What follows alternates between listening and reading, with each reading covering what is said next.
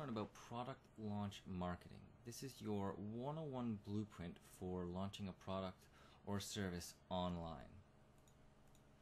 So the first part is research, and this is where most people fall down because they in fact skip this step. Most people start with a product and then they just try to market it. Now, if that's your situation, that's fine.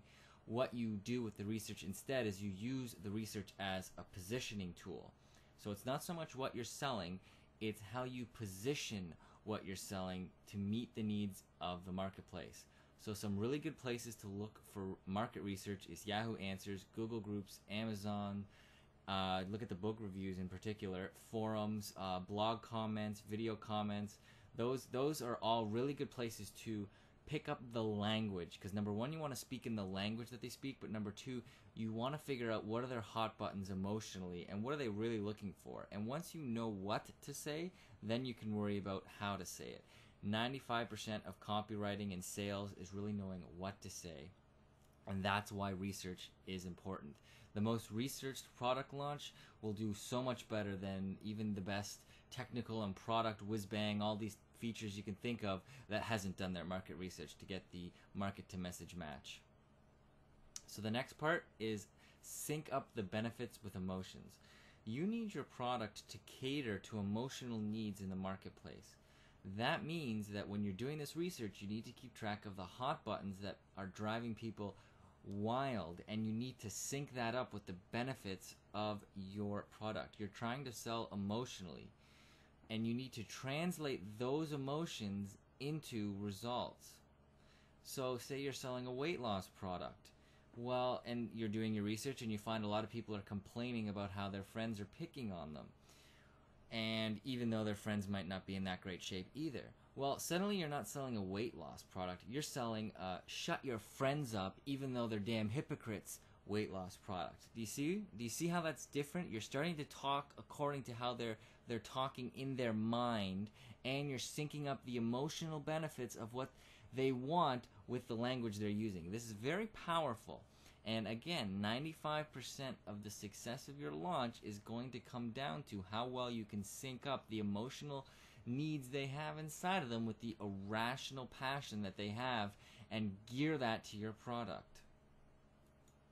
The next part, of course, is build a list. Hopefully you already have one, but if you don't, you can expect to spend about $5,000 to $15,000 to build a decent size quality list. Now, obviously, the volume of your list size depends on market to market. You might be a low front end one with lots of names, or you might be a very high end specialty one and you're only looking for, a few hundred. I've seen people do hundreds of thousands of dollars with only a couple hundred names. I've seen people do hundreds of thousands with hundreds of thousands of names. So it really just depends. The bottom line is you're not just looking for conversions. In fact, let me dispel that myth for you right now. A lot of the gurus out there talk about all these little tricks and widgets you can do and add to your site so that you can squeeze an extra, 5 or 10% conversion. For example, you can get a 10% higher conversion if you don't ask for people's names. That's fine. But at the end of the day, the quality of your list can diminish. In fact, by doing these things, you might start repelling people who you do want and attracting more of who you don't want. At the end of the day, you're looking for cost per customer versus how much they're going to make you per customer, how much each name on your list is going to make you per name. And that's a big difference than just trying to squeeze every penny you can just out of the front end list building process.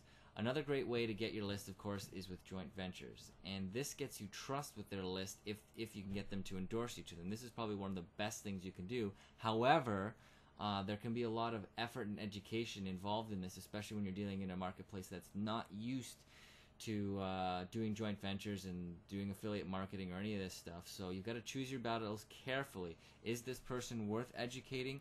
Do they have the assets you need? And at the end of the day, you got to remember that they are very protective about their list. So one of the things you want to assure them of when you approach them is that the integrity of their list will not be compromised, and you are bringing something to the table that's going to add value to what he provides to his list. You're not just there to make money.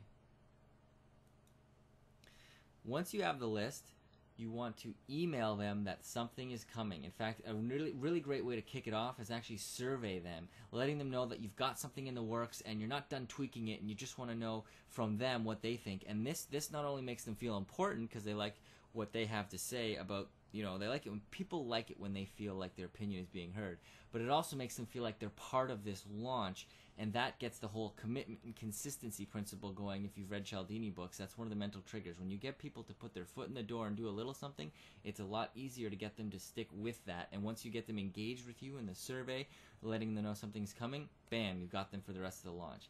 As you go through the launch, you want to start giving away your best stuff.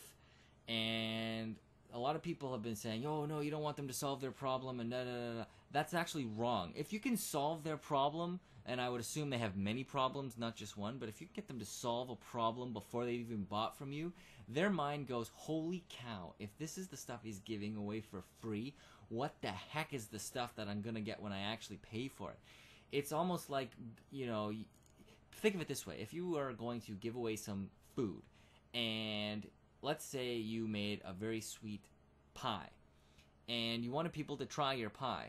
Well, instead of giving them a nice piece of pie to try, you haven't fully baked the pie. Instead, you kept out all the sugar. So what you're doing is you're giving people a piece of pie without the sugar in it and saying, well, I hope you kind of like how that tastes, because if you do, the sugar version, which you have to pay for, is going to taste a lot better.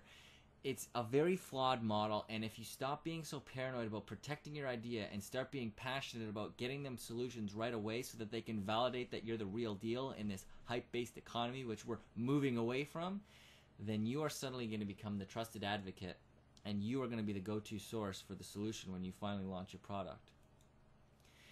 As you're going through the launch, after you've teased them, after you've opened the door, you've got to start educating them on their problem. First, you've got to make sure that they know they have a problem and that this problem is important. Then you have to educate them on their pain. You have to educate them on the emotional pains that they're feeling. And this goes back to that research. This is where the research comes in. You've got to know what their problems really are according to how they're talking about it, and what their pains are according to their situation. And you've got to start giving away things once you've let them know that you understand them. You've got to start giving away things that they can do to solve part of their problem right away and get that validation.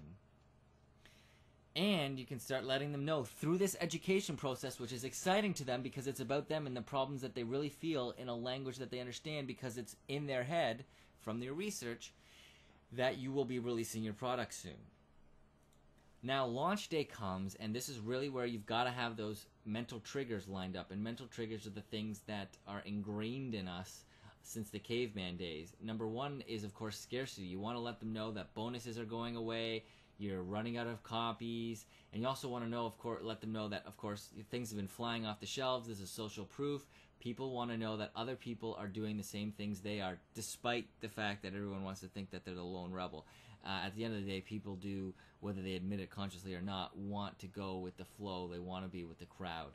Let them know when your special offer is about to end, and once it's done, thank them for making this an exciting event, and that sets them up for the next launch. And again, when you say you've got a deadline, take it down right away. This trains your list to know that the next time you put something up, you're dead serious. And don't do any of these gimmicky things where, you send people to a page and they've got, 45 minutes to buy, but then if they refresh the page, they've got another 45 minutes. All that stuff doesn't work. Trust me. And if it does, I can guarantee you're burning out your list for the next launch, because at the end of the day, they should be excited to buy, and on launch day, you're just finally getting them a chance to release all that tension they've been building up through the pre-launch and launch phase, where you've been teasing them and educating them on their problems and pain.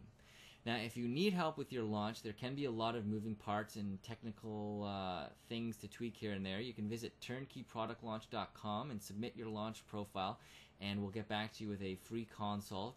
I typically charge anywhere from $200 to $500 an hour, depending on how much I like the client. No, I do charge a lot for copywriting, and it depending on the project and how many hours they've hired me for it, it is about $200 to $500. So depending on our volume, we might not be able to take your launch. It depends on the assets you've got and what you're looking to do. So you can check us out if you need help. Best of luck.